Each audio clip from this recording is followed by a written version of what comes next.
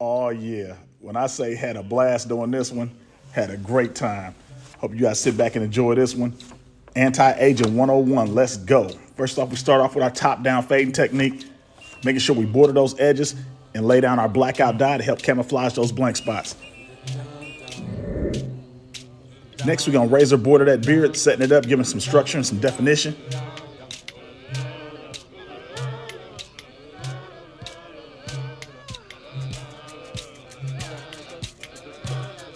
This part is very important.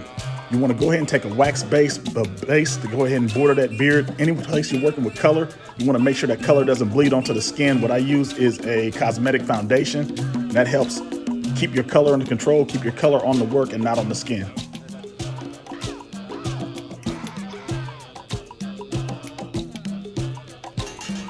Next, we go separate the amateurs from the vets. This right here, anytime you're working with grays or whites, you want to use a brightener. If you want to know what that brightener is, leave something in the comments. I'll give you the recipe how to make your own. But that's going to make those whites pop or those grays pop. Your client's going to be super satisfied with that.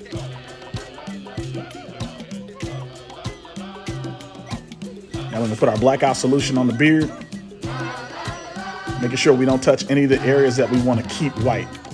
We want to maintain that two-tone for this particular piece of work.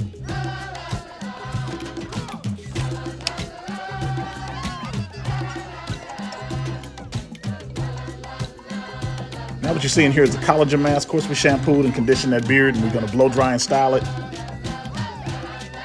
Getting that all the way blown out is going to give me the most accurate cut on that beard. And then you can see there's the finished product. We took him from caveman to that man.